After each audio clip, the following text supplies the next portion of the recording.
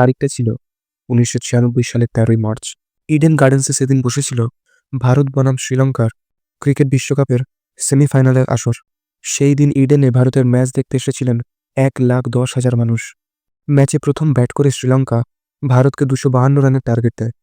জবাবে ভারত ব্যাট করতে নেমে মাত্র 1 উইকেটের বিনিময়ে 98 রান তুলে ফেলে। কিন্তু এরপরে একের পর এক উইকেটের পতন শুরু হয় এবং ভারতীয় টিমের অবস্থা এতই করুণ হয়ে যায় যে 120 রানে 8 উইকেট পড়ে যায়। এরপরে শুরু হয় সেই ঘটনা যার জন্য এই দিনটিকে ভারতীয় ক্রিকেটের ইতিহাসের কালো দিন বলা হয়। একের পর এক উইকেট পড়ে যাওয়াতে ভারতীয় সমর্থক ক্ষিপ্ত হয়ে ওঠেন এবং মাঠে জলের বোতল এবং ফল ছুঁড়তে থাকেন। মাঝে 20 মিনিট খেলা বন্ধ রাখা হয়, কিন্তু তারপর যখন আবার খেলা শুরু হয় তখন দর্শকেরা আরও বেশি করে জলের বোতল এবং ফল ছুঁড়তে থাকেন মাঠের মধ্যে এবং একদল সমর্থক রেগে গিয়ে স্ট্যান্ডে আগুন লাগিয়ে দেয়।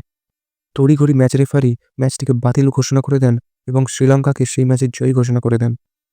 এই দিনটি আজও ভারতীয় ক্রিকেটের ডার্কেস্ট ডে অর্থাৎ কালো দিন হিসাবে পরিচিত। এরকম আরও ভিডিও দেখতে চ্যানেলটিকে অবশ্যই সাবস্ক্রাইব করে নিন।